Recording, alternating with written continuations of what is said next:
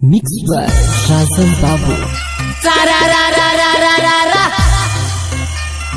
सारा रा रा रा रा रा रा लगाई रंग है पतिया होली में लगी बेटतिया लगाई रंग है पतिया होली है बेटतिया। भोरही से राजा जी हम समझाई होलिया में नया तरीका अपनाई। होलिया में नया तरीका अपनाई। ए जी भोरही से राजा जी हम समझाई होलिया में नया तरीका अपनाई। भई बेकार राउल में चरतिया लगाई रंग है परतिया होली में लगी बेटतिया। लगाई रंग है परतिया होली में लगी बेटतिया। होली है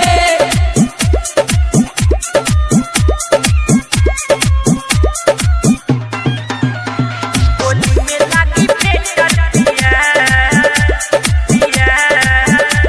लगाई रंग है पतिया होली में लगी बेटतिया।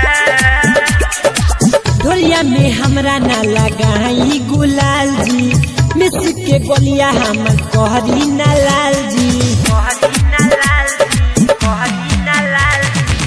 ढोलिया में हमरा ना लगाई गुलाल जी मिस के गोलिया हम कहरी ना लाल जी। पोछी न पानी लेके पेपर पिया लगाई रंग है परतिया होली में लगी बेटर पिया। लगाई रंग है परतिया होली है स्मार्ट रिकॉर्डिंग स्टूडियो मैरवा। लगाई रंग है पतिया होली में लगी बेटतिया। करन बाबू बड़ी लागत पाला भीतर न डाल जाकिर जोआला। करन बाबू बड़ी लागत पाला भीतर न डाल जाकिर जोआला। कहिए रंग डाली जे पर पिया लगाई रंग है परतिया होली में लगी बेटर पिया। लगाई रंग है परतिया होली में लगी बेटर पिया।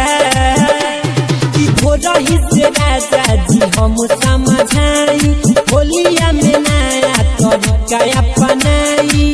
भई बेकार राउल में चरतिया